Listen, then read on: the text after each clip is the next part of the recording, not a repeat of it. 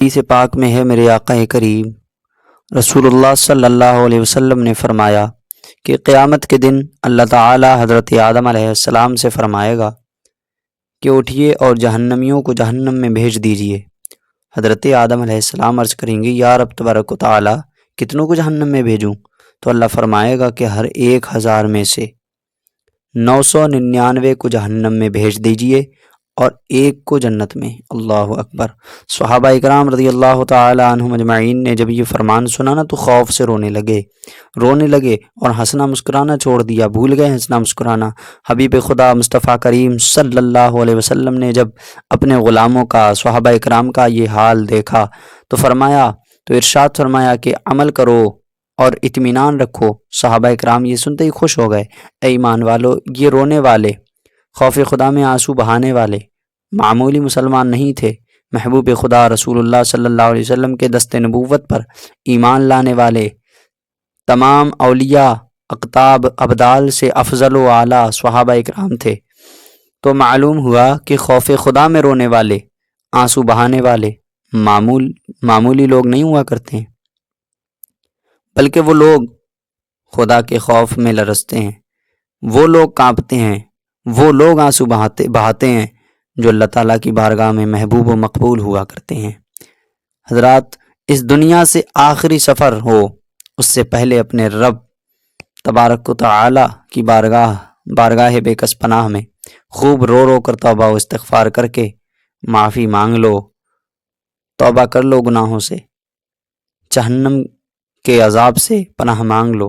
جہنم کے بھڑکتے ہوئے شعلے کیسے برداشت کر سکو گے؟ جہنم کا مشروب گرم پانی کے پیتے ہی پیٹ کی آنتیں سب کٹ کر باہر آ جائیں تو لوگ جہنم میں موت کی تمنا کریں، موت نہیں آئے گی۔ ان کے پاؤں ان کی پیشانیوں سے بندھے ہوں گے، ان کے چہرے گناہوں سے کالے ہوں گے، ان کو باندھ کر منہ کے بل ڈال دیا جائے گا۔ ان کے دائیں بائیں اوپر نیچے آگ ہی آگ ہوگی، ان کا کھانا پینا آگ، بستر آگ، لباس آگ، سب کچھ آگ کا ہوگا۔ ان کے لیے لوہے کے ہتھوڑے ہوں گے جن سے ان کے سروں کو توڑا جائے گا، ان کے منہ سے پیپ بہے گی۔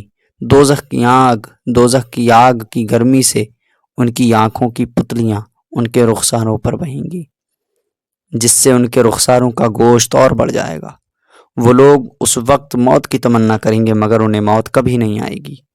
جہنم کے سانپ بچھو کے جسم سے چمٹے ہوں گے، ان کے جسم سے چمٹے ہوئے ہوں گے، تو یہ مناظر دیکھ کر تمہارا کیا حال ہوگا؟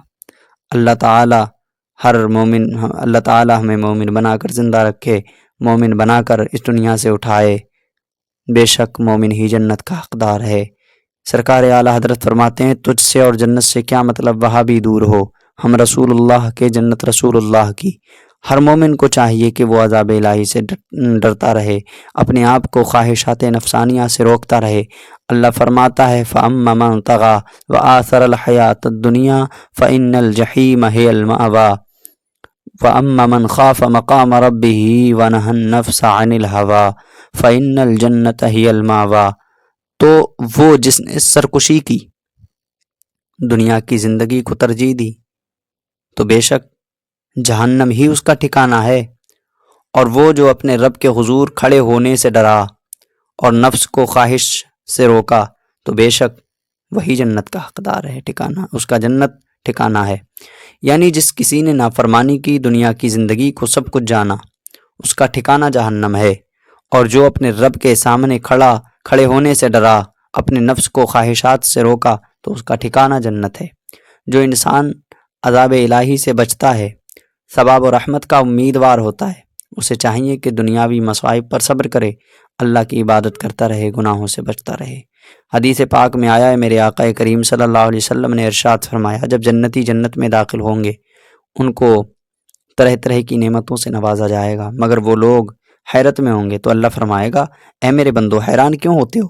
تو مومن عرض کریں گے یا اللہ تو نے ایک وعدہ فرمایا تھا جس کا وقت آ گیا ہے، تو فرشتوں کو حکم الہی ہوگا کہ ان کے چہروں سے پردے ہٹا دو۔ فرشتے عرض کریں گے یا اللہ یہ تیرا دیدار کیسے کریں گے، حالانکہ یہ گناہ گار تھے، یہ تو اسیاں شعار تھے۔ تو اللہ تعالیٰ فرمائے گا، اللہ کا فرمان ہوگا کہ تم حجاب ہٹا دو، یہ میرے بندے ہیں، गुनाहगार थे तो क्या हुआ, मेरे खौफ से रोने वाले थे, मुझसे डरने वाले थे, मेरे दीदार के उम्मीदवार थे। उस वक्त हिजाब हटा दिया जाएगा। जन्नत वाले जन्नत में अल्लाह ताला का दीदार बेहिजाब करेंगे। अल्लाह फरमाएगा, ए बंदो, ए मेरे प्यारे बंदो, तुम पर सलामती हो, मैं तुमसे राज़ी हूँ, क्या तुम मुझसे राज़ी हो?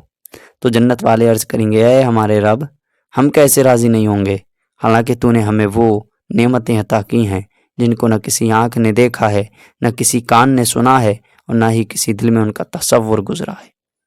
अगर आप चाहते हैं कि अल्लाह हमसे राज़ी हो जाए तो खौफ खुदा में रोएं, तन्हाई में बैठें, अपने आमाल का मुहासिबा करें, अल्लाह से डरें,